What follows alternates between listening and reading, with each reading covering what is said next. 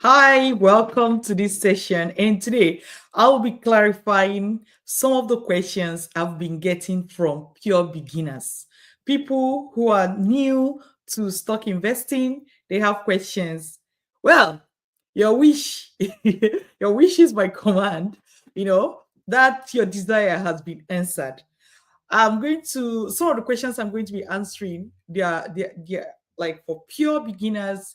And even if you already know the answer, you can as well listen to what I have to say, right?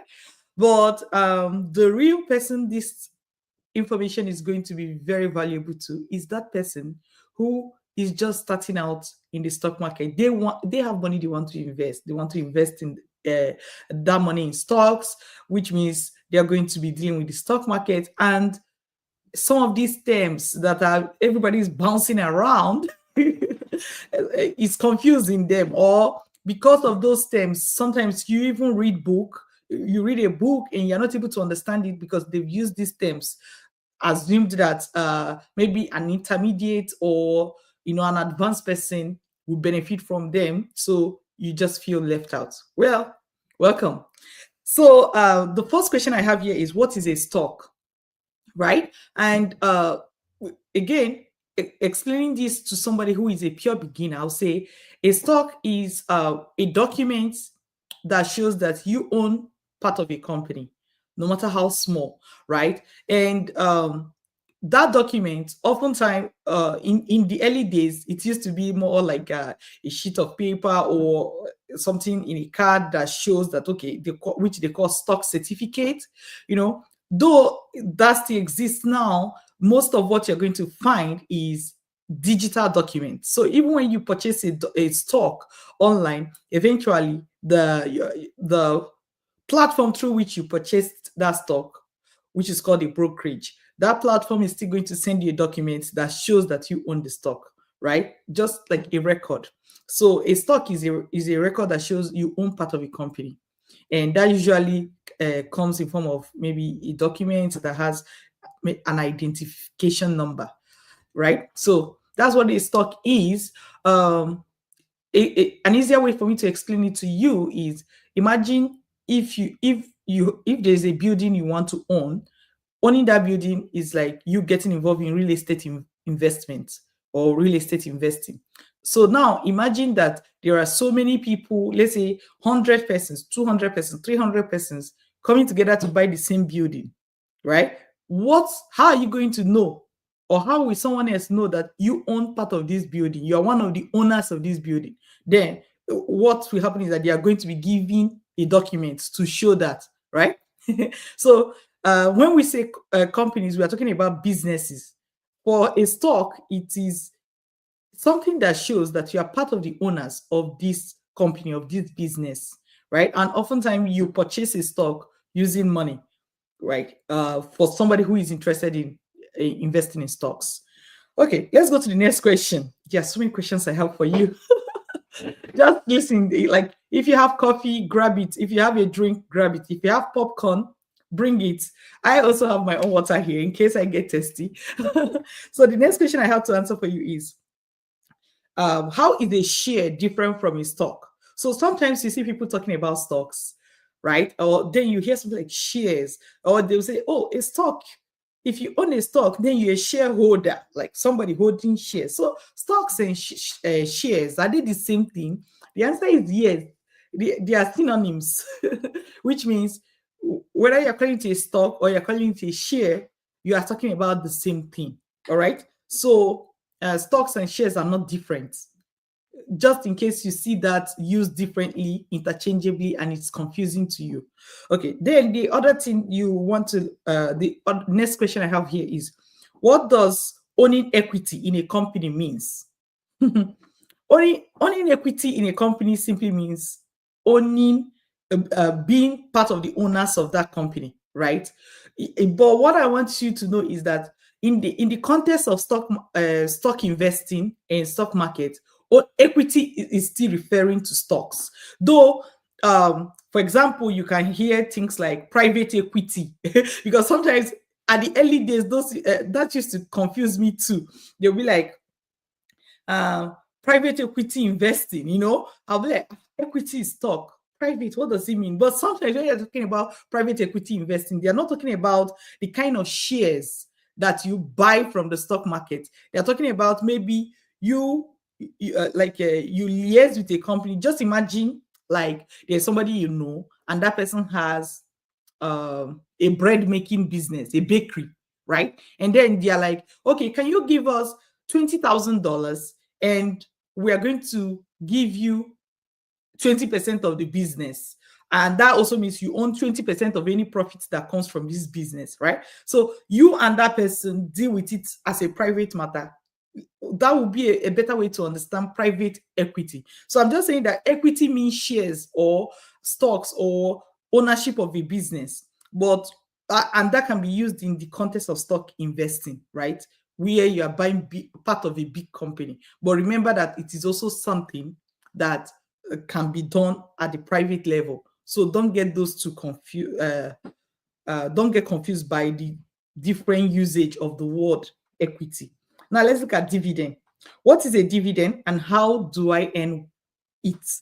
So a dividend is practically, see, when I'm explaining these things, I'm explaining it to someone who is a pure beginner in stock investing or in the stock market, okay? So bear with me.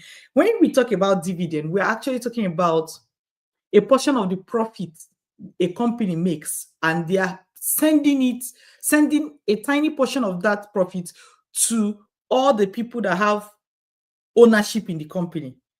That means to all the people that have shares in the company, to all the people that own stocks of that company, right? So let's say a company made a profit of $20 million. I'm just using an arbitrary figure, $20 million. They're going to take the $20 million. Let's say they decide that, okay, we're going to keep $5 million for ourselves. And the remaining $50 million, we're going to send it out to all the people that are part owners of this business. Okay, so what will happen is that that 15 million they want to send out, they're going to share it according to the number of shares you have. So somebody that have 5 shares, right, we get a specific figure. You that have 10, you get a specific figure, and it will be sent out to everybody. So dividend is a portion of the profit which the company is sending to you. A lot of companies choose to pay dividend maybe once in a quarter. That's once every 3 months. Some of them may decide to pay dividend once a year. In fact, what to note is that a company decide how often they want to pay dividend. So don't just assume that, oh, if somebody said they're going to pay dividend, then it must come at so time. You have to be sure of when a company is actually paying that dividend. All right. Now, what is dividend investing? All right. Dividend investing means that people are actively investing. Just give me a moment. Thank you. Good. So let's say, just give me a moment. Okay, good. So what is dividend investing and how do people make passive income from it? Let me tell you more. So dividend investing means that as somebody who is investing in the stock market, you are focused on investing in those companies that pay out profit from maybe once every quarter or once every year, right? That's your major focus. You want to find those companies and invest in them so that you start getting profits, right? That sounds sweet. And how do people make passive income? How people make passive income from dividend investing is that when they invest in that company or they buy the shares or stocks of that company, right? Then from that time onwards, the company continues to pay them.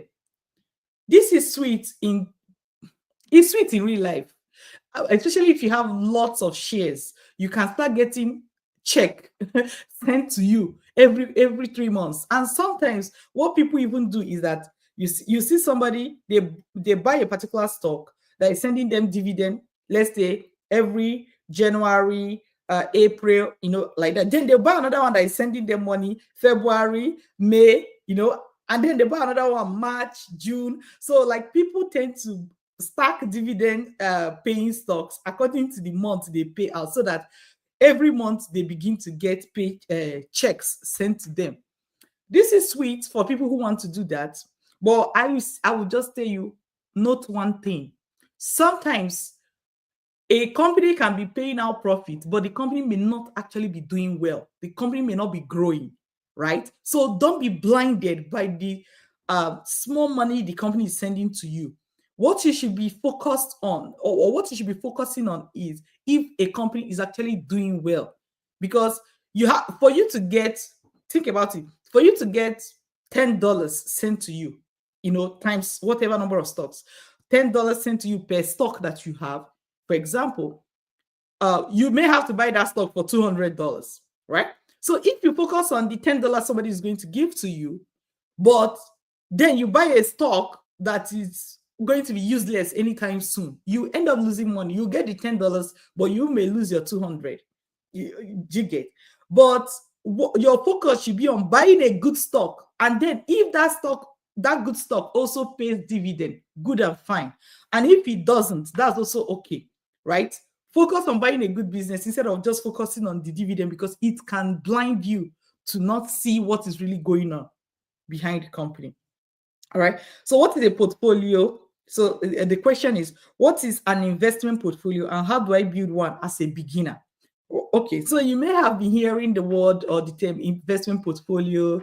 What do you have a portfolio? But portfolio just means like the different stocks or different the different things you bought as investments, right? So sometimes it's stocks, sometimes it's other kinds of investment, like um,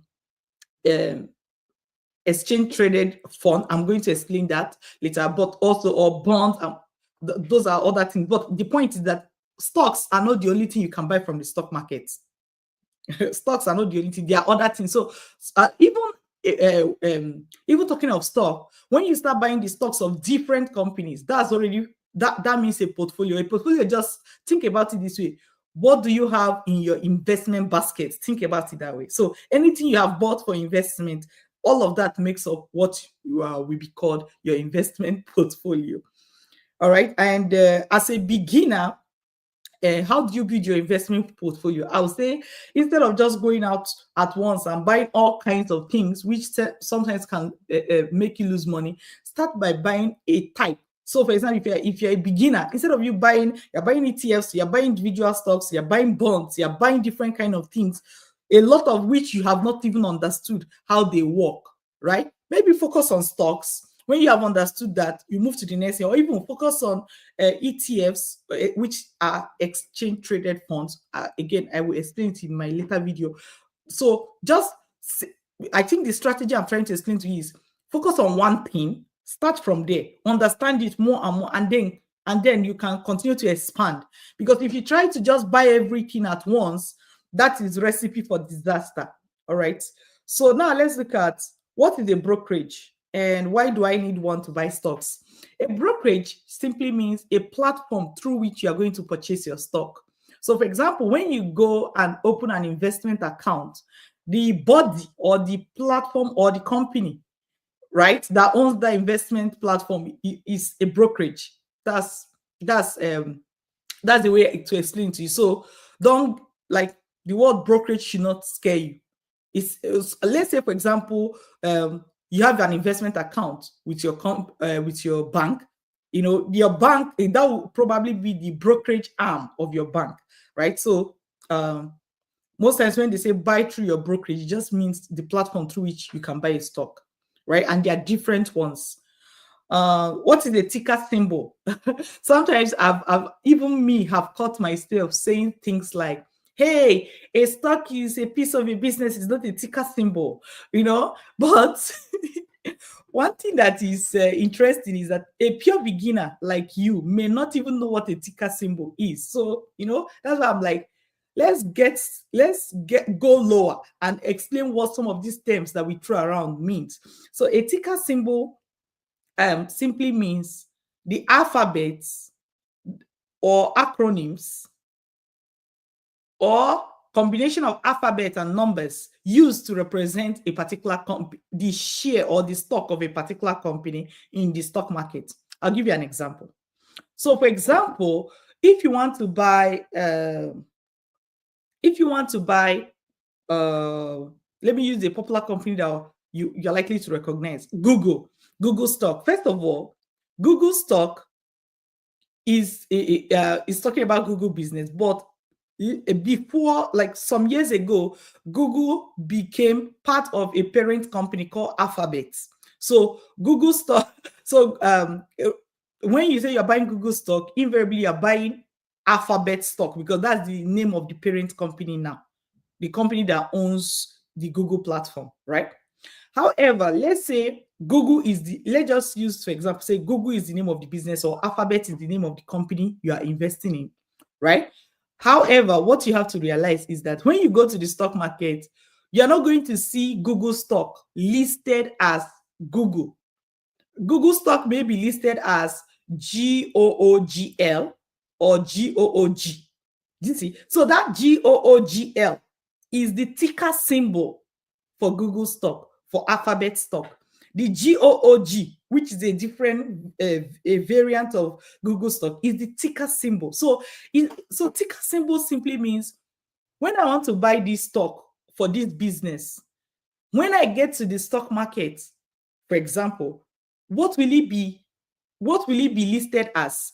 Because a lot of time it's not listed as the name, and even the example I use is sort of easy to like for you to imagine. But there are some companies that maybe think of it, a company's name is plastic, rubber, nylon, goats.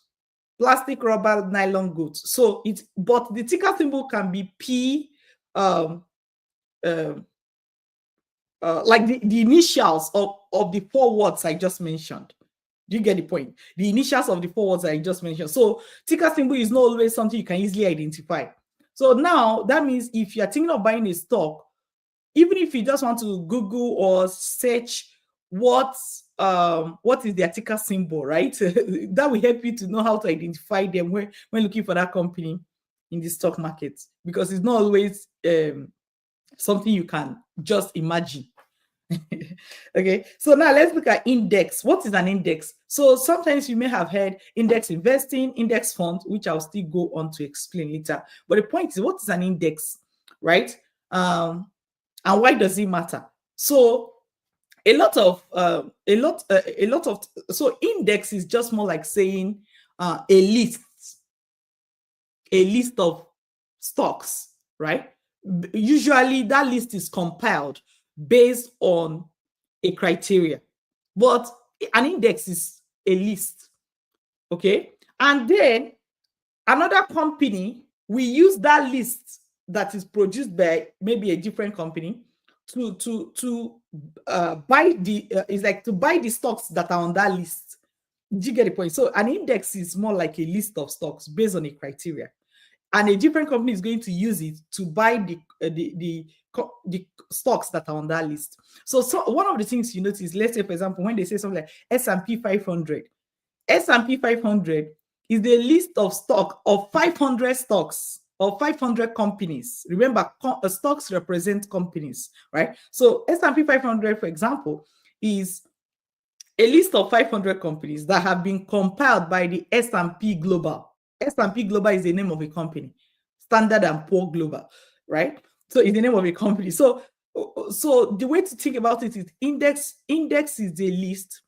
Index fund is I'm going to explain it, but I'm just trying to say that sometimes you start seeing they say index ETF and all of that. All of this, it just means that these people are buying a kind of stock from a kind of list. So what does that tell you? The stocks on that list will matter, but it also depends on the criteria with which the list is put together. I'm just trying to debunk some of these things that can be so scary for a pure beginner, especially. Okay, so stock exchange or stock market, what does that mean? What is a stock exchange and how does it work? A stock exchange is or stock market is, before it used to be places where a place where people would go to if they wanted to buy a stock or sell a stock, right? But as we have entered the digital era, we've entered the digital era, so what happens is that a lot of, even though the physical places exist now, you can access what is being listed on the stock market through your phone, on different platforms, through your phone, through your laptop. So people don't necessarily physically go to the stock market. You can access what is being sold, or what is being sold on the stock market, or you can put your stock up for sale in the stock market through the platform that you're using to invest. So it has moved from, it's still a physical place, but most people don't go to that physical place. Okay, let me explain it to you. A stock exchange is like a grocery store, right? Where different stocks and other kind of financial products are put on the shelf for sale, right? See, if you think about it this way, keep your eyes on the example. But what do you see with something like Uber Eats or Instacart or a lot of these online platforms through which you can order groceries and they'll buy it and bring it to you, right? That means grocery stores still exist. But if you want to buy something from grocery store, you can go there, all right, if you want, but you can also use your app to make an order and the grocery store will be brought to you. That's the way to think of stock market. So the stock market buildings, the physical locations still exist. Like when you talk about something like New York Stock Exchange is an example of a stock exchange. NASDAQ is an example of a stock exchange. There are newer ones coming up now, like Texas Stock Exchange and all of that, or Toronto Stock Exchange, right? That is stock exchange that is in Canada. There's even one in Quebec. Of course, different countries have different ones. If you are listening to me from UK, then you can be from UK or Europe, you can be talking about London Stock Exchange. If you're listening to me from Australia, from Singapore, you will have your own stock exchange. You talk about maybe Hong Kong Stock Exchange. So the point is that different countries will have their own different stock exchanges, right? And they will have physical location for sure. But a lot of time you are using software to make your order and to buy or to sell stock nowadays. All right. So now the next question I have is what does a bull market mean, and how should I invest during a bull market? So a bull market means is a period of time where a lot of stocks are going up. The prices of a lot of stocks are going up. So when you hear them in the news saying, "Hey, we're in a bull market," it just means it's like things are going well, prices are going up, people keep buying because you buy today and the price of a stock is rising. You're so happy you want to buy again because you feel your money will go, and that's okay. A lot of times this is happening when the economy is booming and all of that. But do not get deceived by the activities happening during a bull market. What do I mean by that? Sometimes because stock prices are going up, prices just keep going up. Sometimes those prices are going up not really, like they're not going up because the businesses those stocks represent are growing that fast. Just because everybody is happy and buying, it's like, just imagine you have had a little wine, you are tipsy, you are just giving tips, to the server. You can just get carried away. So when you are investing during a bull market, I mean, for me, whether I'm investing in down market, bull market, or any other type of market out there, right? The main thing is to stick to the fundamentals. Make sure you are buying a company, you are understanding what that company is worth, you are buying it at a price that is below what is actually worth right now. That's the of course, what a company is worth is something I can explain in another question, but I'm just trying to say bull market, this is what it means. And when you are investing, just don't get carried away like everyone else. All right. What is a bear market? So a bear market is a period of time where the stock market continues to fall. The prices of stocks in the stock market as a whole continues to fall and fall below like 20% of let's say 20% from their all-time high. When they say all-time high, is like the highest price those stocks have hit, and they've fallen 20% below that, right? And one way to think of a bear market is, if you think of when somebody tell you, I'm going to give you a bear hug, right? They are hugging you. They're hugging you so tightly, right? That's a bear hug. But so the point is that is the time everybody is kind of holding themselves calm. People are not really buying, and sometimes there's a lot of fear in the stock market, what's going to happen and all of that. All right. That's a bear market. But I want you to know that a lot of these things are describing how people are behaving at a certain point in time. Most times it's not tied to how the companies themselves whose stock are being sold in the stock market are behaving. So you have to be able to differentiate what is happening, what is human behavior in the stock market, and what is the behavior of the businesses whose stocks are being sold in the stock market. They are two different things. Keep that in mind. All right. Now, the other question is, what is an IPO? And is it a good idea to invest in one as a beginner? All right. IPO simply means initial public offering. So IPO is initial public offering. But what does that even mean? It means that this company has been operating, but for the first time, they are going to sell their shares to the public. Anybody can buy, right? That's what it means. And there's always a lot of vibes and a lot of news, and people are anticipating. One thing I want you to know is that yeah, it's a good thing, and there are lots of people that will get involved, especially the what they will call market makers, like the people. Let's think about it, the people who run the stock market, the bankers and all of that. If you're a beginner, I wouldn't advise you to start buying stocks at initial public offering times, because there's a lot of things going on, and you actually as an individual investor, right? Who you are not the stock exchange, you are not the head of the stock exchange, you are not the private investment banker working with them. Like, there's a lot of information you don't have access to that others already have access to it. What does that mean? You are likely to make mistake. You are likely to not know what others know. So just know what initial public offering is, and the fact that something is happening for the first time, right, always comes with a lot of dance around. But hold your money tight and go look for companies that have been there, that you have enough data, you have their like their financial statements to look at and to make your decision. Initial public offering, you may not have all of that as an individual investor. Okay, so now what is a fund? And how is it different from buying individual stocks?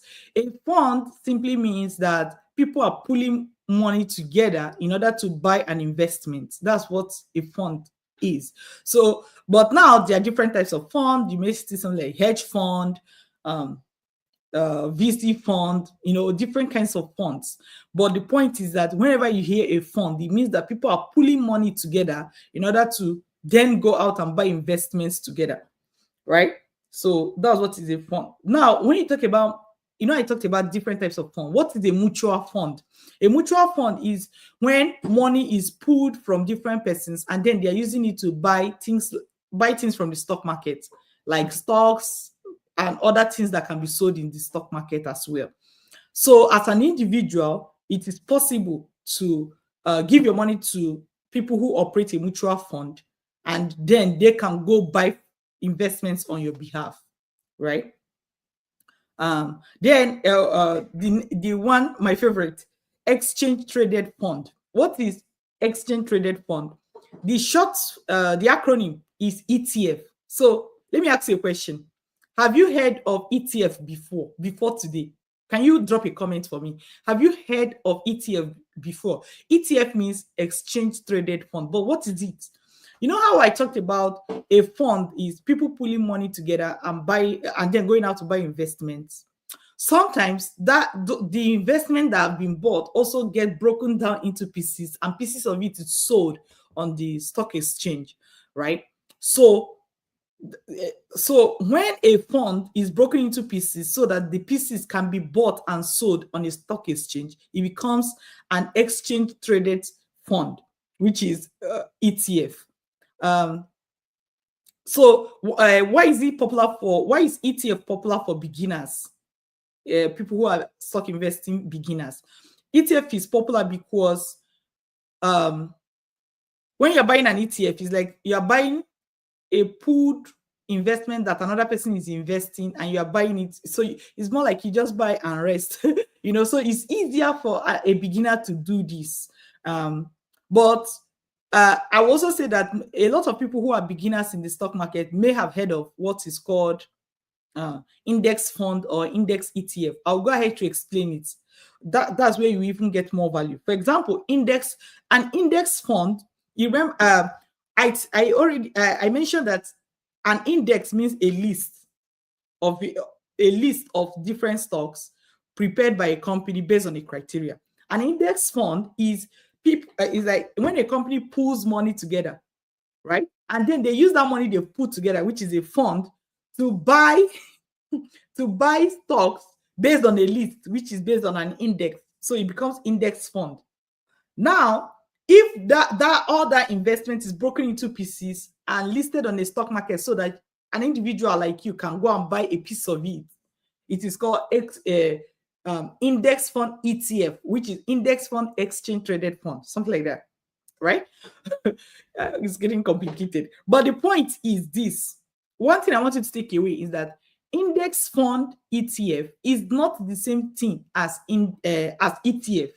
Beginners make the mistake of believing that all exchange traded funds, which is all ETFs, are index funds. So they hear of index funds, they hear of ETF, they just go out and buy any form of ETF, any form of exchange traded fund. But not all exchange traded funds are index funds, right? So keep that in mind. That's a very big differentiation that is important to you as a beginner. Okay, let's look at revenue. What is revenue and how is it different from profit? Revenue means all the money a company makes. And now we're entering into very simple things you may begin to hear as you take a look at companies as a beginner, right? You say, oh, this company is making a lot of revenue. It just means they're making a lot of money. But one thing I want you to know is that revenue is different from profits. What is profit? Profit means all the money a company have made minus all the expenses that same company made within that period. So revenue minus expenses will give you profit. So understand that a company can be making money, but they may not be making profit. They can be making sales and getting money, but they may not be making profit. The two are two different things. Keep that in mind as a beginner. Okay. Let's look at return on investment. So what is return on investment? How do you calculate it? Return on investment simply means when you invest a particular amount of money, how much are you going to get back? So let's say you invest $100, right? And at the end of the year, you get $10 back. That means $10 out of $100 is your return on investment. 10 over 100 will be 10%. All right. So your return on investment is 10% using that example. So return on investment means how much are you investing and how much are you going to get, right, as profit or as something that comes to you while you still keep your investment. And usually it's calculated per year. And one thing that I discovered when I started investing it was nerve cracking, I must tell you, was that return on investment when it comes to investing is very low compared to what you expect. Let me explain. As an entrepreneur, by the time I was entering investing, I was already running a business that was doing well. So as an entrepreneur, I'm used to, let's say you use $1,000 to run ad, you make some sales and you're getting 2 times, 3 times that. That's like 200%, 300%, right? Then they're like, when you do this investment, you're going to get 4%. When you do this investment, you're going to get 20%. I'm like, no, I don't want to do that. But one thing you have to know is that investment is different from business, right? Investment is different from business, for example, or it's different from job. Because most times, if you're doing the kind of investing that I teach, you buy those stocks and you just rest. And year in, year out, the business you have invested in continue to make money and you don't need to run it. What that means is that you have your time and you can use your time to do anything. Anybody who have studied life, we understand that time is a huge resources. If you have time, you can do a lot, right? So when you are running business, yes, you are getting high return on investment, but you're spending time. But most times, why will a business person, for example, or somebody who is already working and making money, why would they want to invest? Most times it's because they are not able to put that money back into their business or back into their work. So instead of that money sitting idle, then you want to start investing it, putting it in a place where it will continue to bring returns for you. But I'm saying that return on investment can be low. So you see people talking about 1%, 0.9. You're like, what? I'd rather keep my money in the bank than take 0.9. But the point, because I know how to get something better anyways, but some people, they don't know, so they just have to take the options that come to you or come to them. But the point is this: don't, when you start seeing investments talking about 100%, 200%, be wary. There is I don't want to say never, but there is a chance that you're dealing with scam. All right. So be careful. Anyways, let's look at what are growth stocks. So you may have heard of growth stocks, value stocks. What are growth stocks and how do you identify one? Most times in the typical definition, I'm saying typical definition because this is not my definition, right? But typical definition of growth stocks are stocks that people believe are going to go up, and most times it's associated with the growing industry at that time. For example, there was a time internet companies were growing so fast. So buying the stock of internet companies were considered buying a growth stock, right? Then, as of when I'm making this video, AI is sort of the in thing. So people may consider that if you're buying stocks of AI companies now, you're buying growth stock. That means the company is likely to just grow very fast within a very short amount of time. That is true, but that is not always true, because what you'd forget is that the company can also fail so fast that you lose your money. So I just want you to know what people mean when they are saying growth stock, right? I'm not saying go and buy growth stock or don't buy growth stock. That's not what this particular video is about. I'm just trying to say this is what people mean. But know that that's not just the basis for choosing an investment or a stock or a company to invest in. Now, there's also another one. What is a value stock and how do I know when it's undervalued? But let's start with what is a value stock. So when people talk about value stock, they are talking about stock of a company that the company has a lot of value, but the stock is selling for such a low price, right? So it's like a business that the stock is selling for low price. They call those the stocks representing those businesses value stock. Okay. Again, just know that just calling something a value stock is not a reason to buy it. It may be a reason for you to check it out, but it's not a reason, it's not a sign that you should buy it. Keep that in mind. All right. Dividend stock. What is a dividend stock? A dividend stock means a stock that represents a company or a business, and that business pays out dividend from time to time, right? And dividend just means that a portion of the profit gets sent back to you. A company will actually send you checks, all right? So if you're buying a stock that will pay you dividend, then it's called dividend stock. What is a penny stock?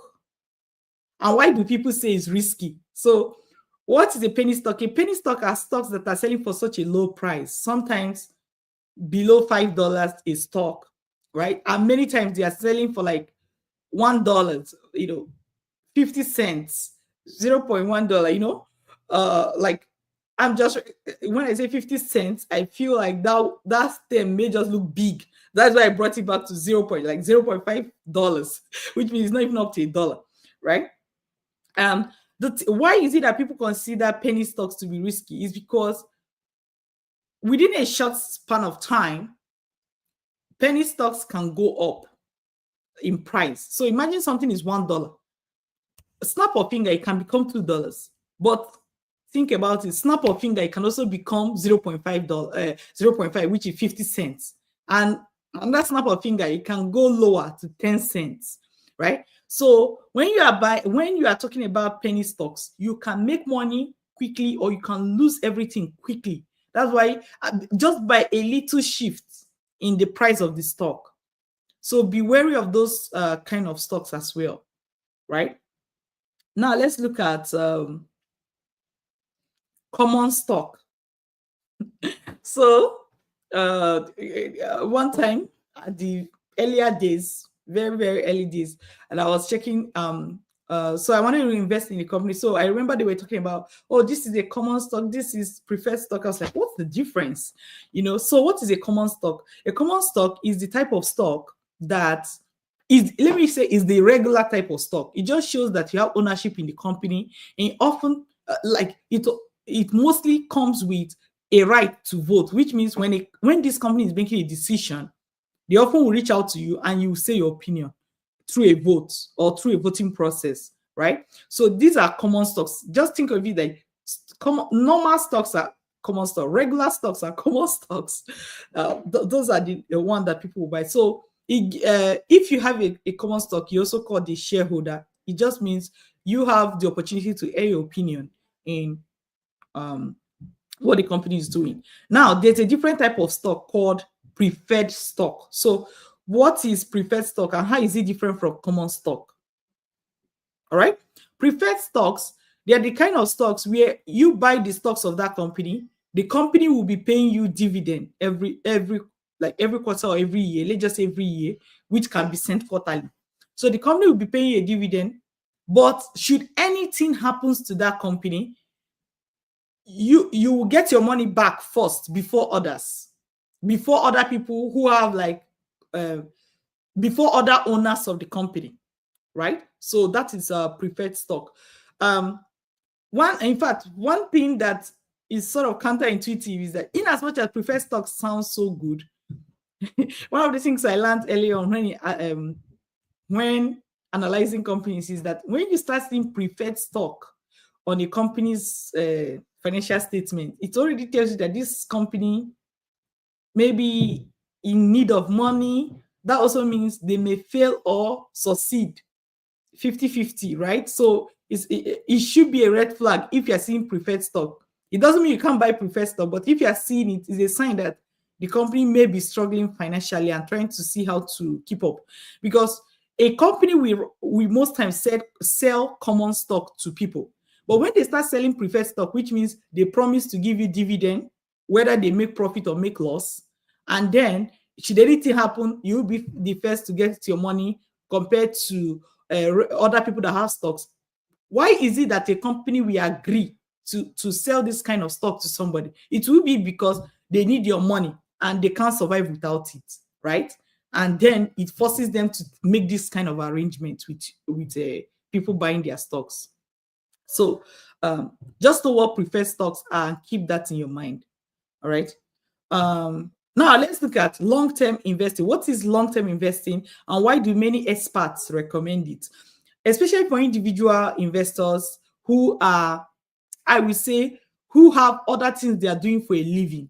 If you are doing other things for a living and you are investing in stocks, the strategy that people know that have worked over time is the long-term investing, which means you look for a business that is doing well, you buy their stocks, and you hold that stock as it continues to make money and grow over time, and the price rises over time as well. Even when the price drops, right, you know that provided the business is still functioning, is going to rise again. So that type of long-term investing is usually recommended compared to the short-term investing where you're buying and selling. Buying and selling, very often may fit people who are buying and selling for a living, who are buying and selling stocks for a living. But if you are somebody, you already have something you do for a living, right? But you want to invest your surplus cash in the stock market as a form of investment for the long term, then long-term investing is what is appropriate for you. Okay, what is the buy and hold strategy and how does it really work? Buy and hold strategy is also more like long-term investing kind of strategy where you buy a stock and you hold it for a very long time. That's what it simply means. But I want to tell you that a lot of time when people talk about buy and hold strategy, they talk about it as if you just buy a stock and hold it for as long as you want, that it is a guarantee you make money. It's not. Imagine you buy a company that is about dying, and that company, let's say, is set to die in 3 years, and you buy the company and you keep holding. Will holding that company mean that your stock will keep going up? No. Your stock may keep going down up until the time the company files for bankruptcy, or the company disappears, or the company closes, or the company gets sold for pennies, pennies on the dollar, right? So buy and hold is a good thing when you have chosen the right company to buy and hold in the first place. But the mistake many people make is that they just think that buy and hold strategy is bulletproof. So they go out there, they buy nonsense companies, and they hope that by holding it for a long time, they're going to make money. You can hold if a company is not doing well, you can hold it for 10 years and you will make losses. So just understand what buy and hold is. Just understand that this is not, it's not something I'm preaching to you as a strategy to do or to follow. All right. Then dollar cost averaging. What is dollar cost averaging and how can it reduce my risk? Dollar cost averaging simply means that instead of you waiting for when a stock is low for you to buy it, you just invest. Once you have found the right company at the right price, you just invest. And anytime you have money to invest, you look for the right company at the right price and you invest instead of waiting to buy when the company goes down. Because it's not, think about it this way. Imagine a company is selling $50 now, and you just say you want to buy only when it has gone down. Okay, that company rises to 100. You're still waiting. Then it drops to 70, and you say, oh, it has dropped. You go and buy it. But you had the opportunity to buy it when it was 50. You see? So the point is, buy great companies at good prices and you'll be fine. So the dollar cost averaging just means invest when you have that money once other things are right, instead of just waiting for the price of a stock to drop, because it's not bulletproof. Okay, what is fundamental analysis and how do I use it to evaluate a stock? So fundamental analysis means when you hear stock investors talking about fundamental analysis, they are talking about the ability, or they're talking about looking at the financial statements of that company, and other things. It may not just be only the financial statement, but how well the company is doing, how the company is positioned in the marketplace. Is it a market leader? Is it the best company in its industry? Is it doing well? Is the business of that company going extinct?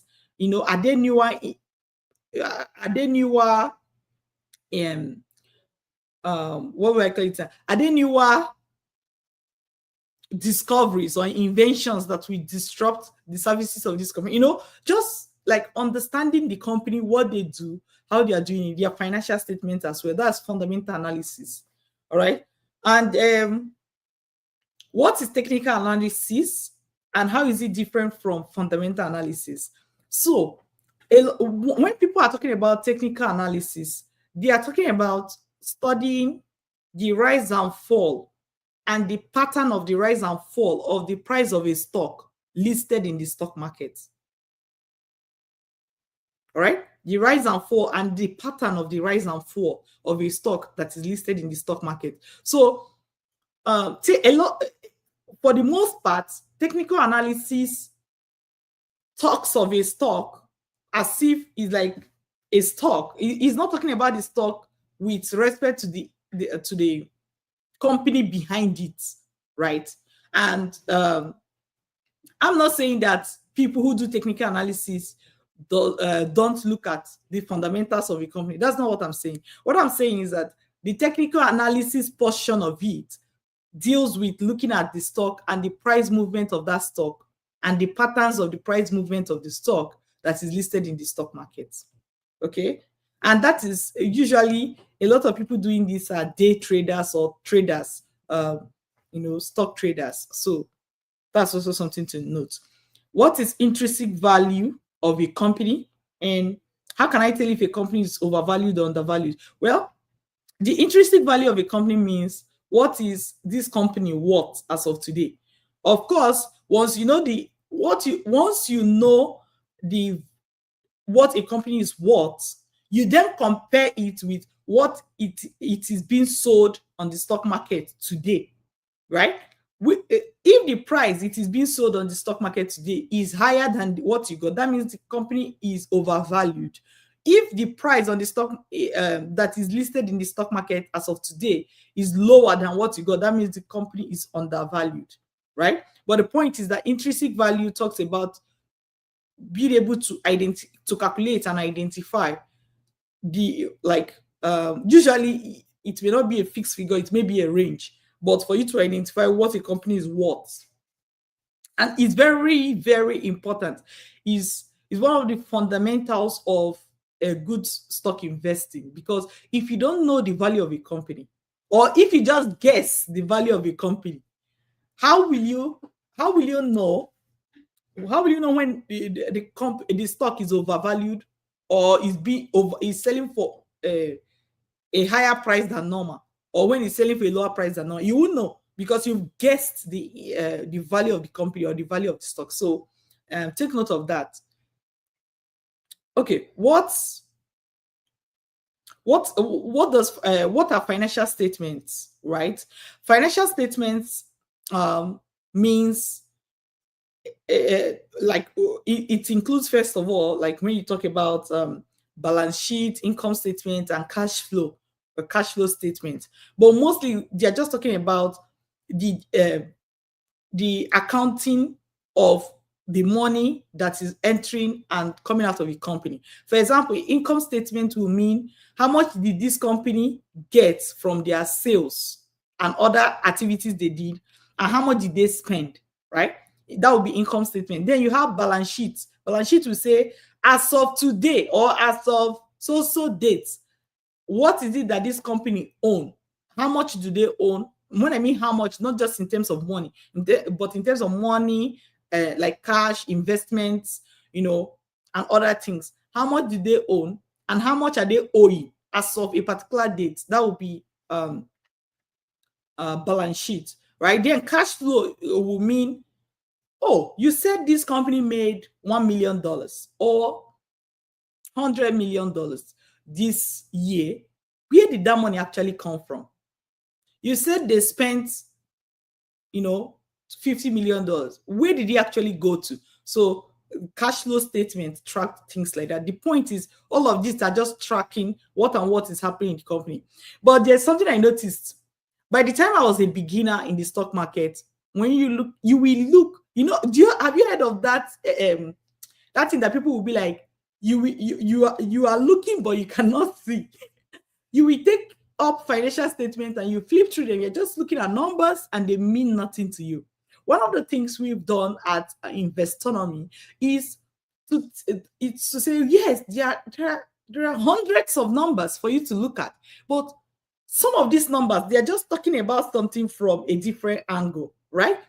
What is the few key numbers that I can take a look at a glance, and it can tell me 85% of what I need to know about this company? Because I can leave the other 15% and still make a good decision. But so it's like, instead of looking at 200 numbers, if I can look at 5 and know 85% of what I need to know about a company, that's really good. So one of the things we've done for our students is to digest those numbers, to digest it. So I'll give you an example. You can see a company will say, this is the revenue, this is the net profit, this is the net income, this is the operating profit, this is the this is the gross profit. You can hear like different levels of profit. Do they all mean different things and give you an insight about a particular thing? Yes. But as an investor, right?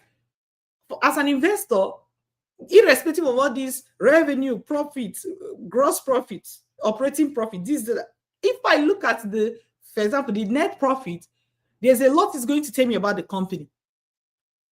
So one of the things we've done is that we've sort of we've digested the numbers you find in financial statements of a company to bring it down to few less than 10 that you will take a look at and you will understand what is happening in this company. And with a snap, like with, let's say, in 5 minutes, if I want to analyze a company to say, oh, is this company a good company to buy or not, in 5 minutes I can give you that answer or less, right? But if you have to digest hundreds of numbers and you don't really understand what each of them is saying, you're even going to get more confused. So another thing we also do for our students is to show them where these numbers have been calculated for them already.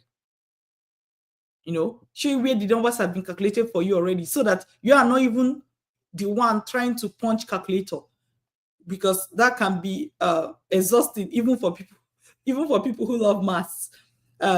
Just to give you me myself, I love maths. I do maths for fun, all right?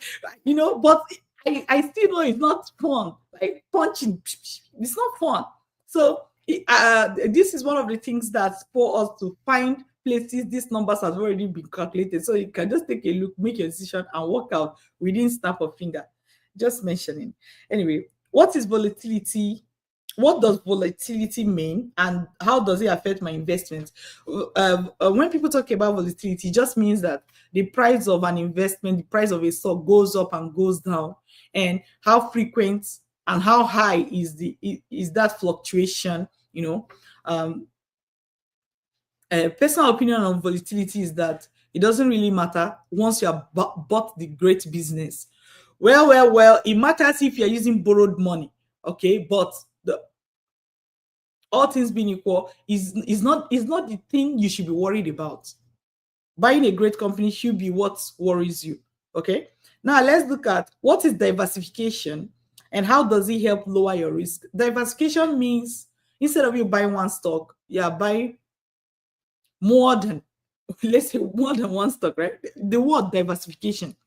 But now you have different school of thought. There are people who believe that 5 stocks you're already not diversified enough. People like Warren Buffett who say that. Though I will still tell you that even Warren Buffett who says that still has way different number of stocks. Though you may say something like 5 is the high, like if you combine the top 5, they may be like 85% of the 85% of his total money invested. I'm just summarizing for pure beginners here. But what I would say, then you have people who feel like 10 is enough, 100 is enough, 200 is enough, 500 is enough. So that, just understand that diversification means instead of just buying one stock, buying multiple number of stocks, right? But now there are even research that shows that, for example, once you start crossing, like from 10, you're already doing good diversification, to like 20, you are not necessarily seeing great return, significant difference owning 100 versus owning 20 or versus owning 30 or 50 stocks. All right. So just know what diversification is. That's the essence of this video. Okay. Now let's look at what is market correction and should I be worried when it happens. Market correction simply means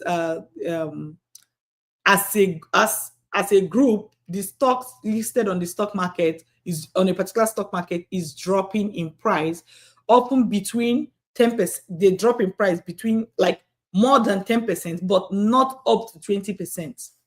So within 10 to 20% as a range. That's market correction. All right. What is a stock market crash, and why should what should I do if one happens? So unlike stock market correction, which is drop in stock prices as a group from between 10 to 20, stock market crash means that there is a sudden drop often within few days of more than 20% of the stock price. Say a stock was listed for $100. So let's say within 2 to 3 days, the price drops to like $70, right?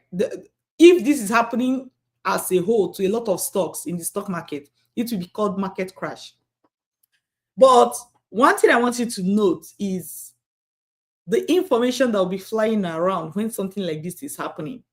When something like this is happening, people tend to be shouting about it, talking about it all over the news, all over social media, in such a way that if you're a beginner and you don't know what you're doing, it's very easy for you to immediately jump to your stock investing software or platform and then begin to sell, begin to it's like you are just acting out of fear. So that's something for you to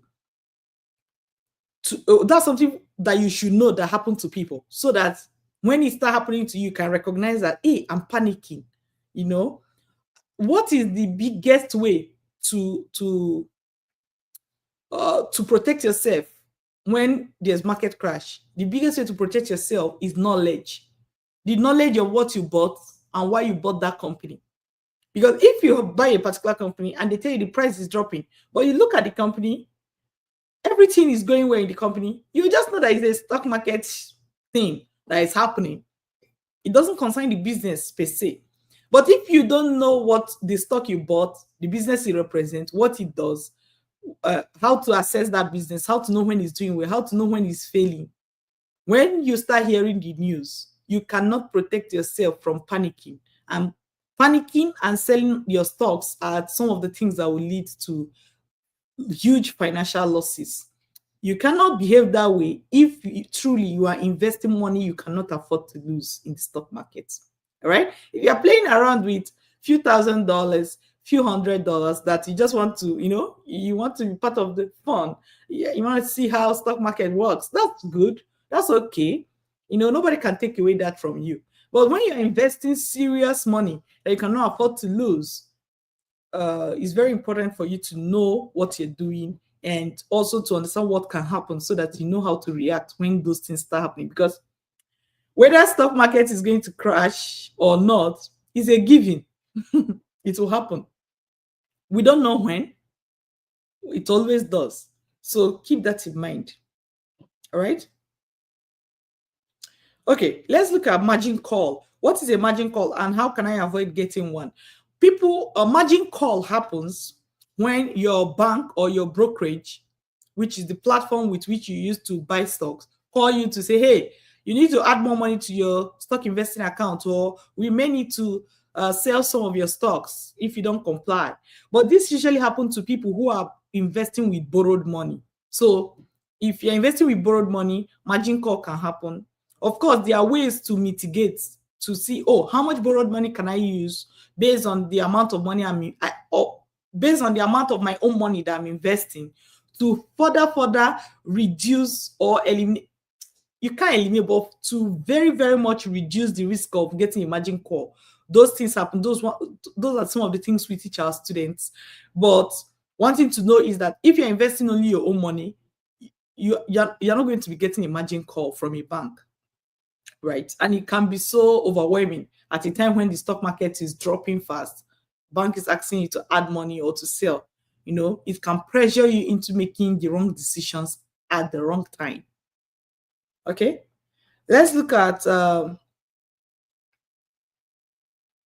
what is a robo-advisor, and should I use one instead of picking stocks myself when investing money I cannot afford to lose in the stock market? What is robo-advisors? Robo-advisor simply means a software or an AI is making that decision for you on what to advise and what not, and risk management, right? That's what robo-advisors simply means. One thing to take note of is that some of the financial or stock market crashes that have happened, some not all, but some of them have come from what we call how do you describe it now? Software or AI mishap. Let's just say software mishap, where you have given instruction to a computer and for some reason something has malfunctioned and all your stocks has been sold, right? So in as much as it's something people do. Let me say for myself, in as much as it's something people do, when I'm investing a substantial amount of money that I cannot afford to lose in the stock market, I will not want a computer making that decision for me independently. I want to be involved, because computer can be making the decision for you while you're making a lot of money, but then one day you can wake up and see zero on your balance, as your stock investment balance. What are you going to do? Are you going to beat a computer? Are you going to sue a computer? Even if you sue the platform that owns it, that's when you are possibly going to hear that there was some terms included in their legal sheet that you signed when you were signing up without reading. Okay, so you can't count on lawsuits to assist you. Even sometimes you can sue somebody, yeah, get justice, they end up in prison, but is that going to bring your money back? A lot of things that have happened in the stock market, even sometimes you see people using 20 years to recover their money. How has that helped your mission? So it's like, keep your suing and and protect your money. You get the point. Okay, so let's look at retirement accounts. What are the different retirement accounts and which is better? Well, there are different retirement accounts, like and it has different names in different countries. Like in a place like US, you hear of 401k. In places like Canada, you hear of RRSP.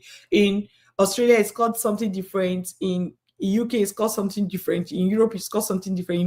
The point is that there are different retirement accounts in different countries. One universal thing about those retirement accounts is that the profit you make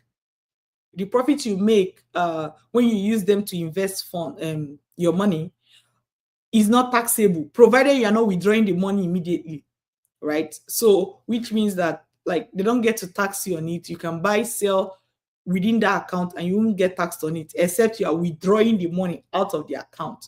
Then you can get taxed if you are not already, like, 65 or 55 years old, based on the country. The age is based on the country. So yeah, it's something that you should explore. Of course, check other of our videos where we've explained retirement accounts in details. Okay, what is a taxable investment account and when should I use one? So taxable investment accounts are these accounts that are not necessarily linked to, say, your government allowed savings or retirement. These are accounts, like, they're just like neutral accounts anybody can use to invest. That's important because sometimes the accounts that the government has given to everybody is sort of maxed. So let's say, for example, they can say, oh, maybe you can put up to 20,000 a year in a particular account. What if you want to invest 200,000? So after you have put the 20,000 in the account that government made available for everybody, the one that is tax savings or tax free, right? The remaining, say 180,000, you have to put it in the regular taxable account. So some people who don't have a lot of money to invest, the tax-free savings accounts can be enough for them. But if you have a lot of money to invest above what the government can give has allowed, you are going to have to open a taxable stock investing account. And it's just like taxable. Every other thing is taxed if you're living in a high income country, right? Even the water you drink is taxed. So, like, that shouldn't bother you, really. It's a way of life. Okay. What are capital gains? So, and how are they taxed? So capital gains simply means the gain you make when you buy a stock and the price rise and then you sell the stock, right? That gain is called capital gain, because it's a gain you are getting from selling an asset. Okay. Now, if it is less than a year since you bought the stock that you sold, you will be taxed at a higher rate. If it is more than a year, you be taxed at a lower rate, which means it's like government it's sort of encouraging you to even hold your stocks for more than a year. Okay. Okay, now let's look at capital losses. It simply means when you buy a stock and the price drops and then you sell it, the difference is a loss. So capital losses you've made by selling an asset. All right. Okay, what is a watch list? Some platforms such as Yahoo Finance and other platforms like that allow you to pick the stock that you like or the company that you like and just add them to your watch list. Even a lot of investing platforms also have this, so you can just check what happens to those stocks from time to time. You know, so the watch list simply means sometimes you are researching a stock, you don't want to forget the name or the ticker symbol, and you just add it to watch list or something. Anyway, it just means a place you just add your stock. You just add a stock to watch what is going on with that stock from time to time. Who is a retail investor and how is it different from a professional investor? So retail investor simply means, what's the easiest way to explain to you? A retail investor means people, let's just say people who are investing for themselves, right? That may not be the technical definition of retail investor, but that's an easier way for you to understand it. People who are investing for themselves. And some professional investor may be somebody investing money for others, right? So that's one way to explain retail investor. And retail investor also, they are like most times, because you're investing for yourself, it also means sometimes you're not investing millions of dollars, right? So you're buying stocks in smaller quantity. You know, think about it like wholesale and retail. Retail means it's like you're buying and selling small quantity, right? Then let's look at institutional investors. These are people who are investing on behalf of like institutional investors are big organizations that are into investments. Like when you talk about endowment fund, um, pension funds, hedge funds, these are institutional investors, and they are also buying investment in big quantity, buying shares in large quantity, selling shares in large quantity, right? So yeah, who are insiders and what does it mean? Like, what does it mean to be an insider in a company? Sometimes you may even hear something like insider trading or something, but other times you hear of, oh, insiders, the CEO of a company is buying the stock of that company, and people tend to place lots of attention when the people in a company, aka the insiders, are doing such, whether they are buying or selling shares. That's a good way to think. Like there's nothing wrong with letting that alert you to check up a company, but that's never the reason to buy or not to buy. So any tip you are getting should serve as like a knock on the door for you to go and check out a company.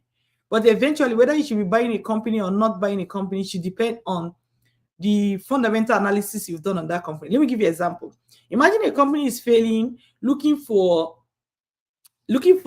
where to even borrow money to survive few more months, and let's say the CEO who believes so much in that company decide to buy shares, just give you an example, and pump money into the stock, into the company. Maybe that CEO may even be the owner of the company too, right? You can't just say because they are buying shares, it means that they believe the company is going to do well. It means you too should buy the shares. No, a CEO is buying shares just means go and check out what's happening. And then by checking out what's happening, you will decide whether you too want to buy the shares or not. Right? So following what insiders are doing is good, but that is not what should force you to make an investment. All right. Who are stock analysts and how much should I trust their opinions? So a lot of companies that are into analyzing stock and talking about stocks of different company, they hire analysts, and these analysts they will go through the financial statement of a company, and then they will post the information and all of that. But sometimes what I want you to know is that a lot of stock analysts that work for these big organizations, either them or the organization, sometimes have conflict of interest. that may be declared or not declared. Even when it's declared, it may be declared in a place you could not find. Do you get the point? It may be declared under terms of use or something on their website, and is not directly as placed side by side by the information you are reading. So again, it's like watching somebody's commentary. You can listen to it. There's nothing wrong with listening to it, but just understand that this should not be the reason you will buy or sell. All right, you should be able to make your own, learn how to make your own decision, learn how to analyze a stock by yourself instead of just depending on analysts, because you never can tell the conflict of interest that have been declared or not declared. All right, let's look at value investors. Value investors are people who focus on buying value stocks, right? Meaning stocks of companies they feel the stock is so low. The stock price is so low. But one thing I want you to know is that Benjamin Graham is considered the father of value investing, right? And the first value investor. But I want you to know that if you've been following his work, you also know that Warren Buffett is one of his students. You can Google the name. Warren Buffett is one of the, when you talk about one of the great stock investors for several decades now. So you can Google to read more about him. But the point is, there have been many updates on that approach. But some people, when you are new, you just feel like, hey, okay, there's this value investing. Good.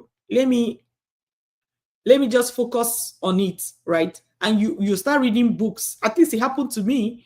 You start reading books on value investing, and you start even seeing people who have just regurgitated 100 years ago information, all in the name of making value investing accessible, right? But sometimes I notice that those people also fail to talk about the updates, even the updates in the thinking, in the mindset of value investing these days, right? So when you are using 100 years old information, remember to take it with a grain of salt, at least knowing that there's a lot that have changed over time, right? For me as a person, I'm somebody who from study and research and all of that, I've been able to say, okay, this is what happened 100 years ago. These are the updates that have happened along the time. How do we start from that 100 years, add all the updates that have happened up to today, right? And what do we get? Instead of just, so I'm not throwing away the history. I'm not throwing away the history, but I also know that I can't just use that method, hook, line, and sinker today, right? Let's look at fear. What is fear of missing out, FOMO, in investing, and how do I avoid making emotional decisions? A lot of times you see a new company has just been discovered. Everybody's talking about it. It's all over in the news. Everybody's buying their stock. The stock is also going up because everybody's buying it. A lot of people feel like they can't miss out on this. They also buy. But remember that everybody's buying a stock is not the reason to buy the stock. Because think about it. If everybody is losing money, will you like to lose money too? No. Right? You have to retain the power to make independent decisions. If you want to survive in the stock market, if you want to invest without losing your money. And this information is specifically important for people. This information is specifically important for people who are investing money they cannot afford to lose in the stock market. Okay. What is panic selling, and how do I stay calm during market drops? Panic selling means information is flying around, stock market is crashing, people are selling. You also jump in, open your phone and sell your own stocks, or call your stockbroker or wealth manager, ask them to sell your stocks. Most times when that is happening, nobody can stop you. Nobody can stop you. I'm talking from somebody who has been a victim in 2008, 2009. That happened to me too. I did panic selling, okay? But the point is that how do you stay calm during market drops? Think about it. When you're investing in stock, your money is involved. And you may have invested a large portion of your net worth. The last thing you want to hear is that there is a chance of you losing that money. So it's so difficult to stop yourself from panic selling. But how you stay calm, let me tell you how I stay calm. How I stay calm is through knowledge. When I know this company I bought, why I bought them, and all of that, when something is happening in the stock market, I know my stock is doing fine. I know even when the price drops, that is going to go up back because the business is a good business, right? That's how I stay calm. So you cannot stay calm without knowledge. That's my point. If you don't know what you are doing, you cannot stay calm.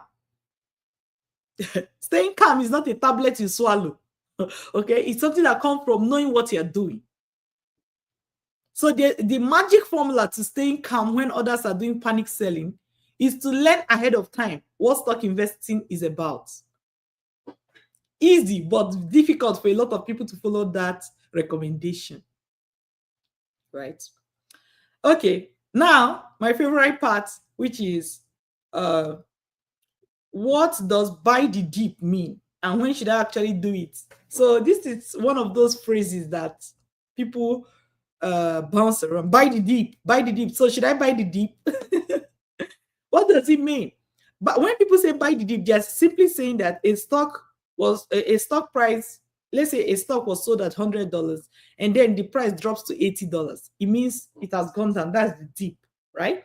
And now people think that a lot of people think that buying the dip simply means when the stock price drops, then you can buy the stock. So that they'll be like, I'll still wait till let it drop more. These are not the basis for buying or selling stocks. It's like when you see somebody shouting, buy the dip, buy the dip.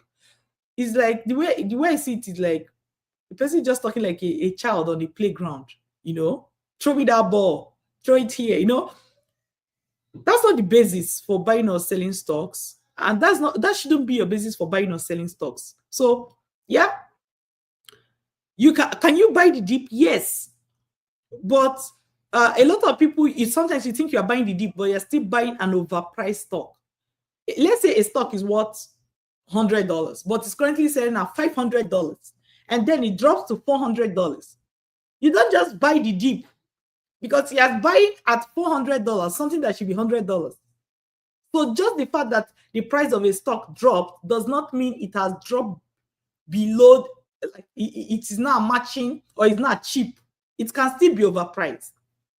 All right. So buy the dip means buy stock when the price have dropped. But understand that this does not guarantee that the stock is still not overpriced.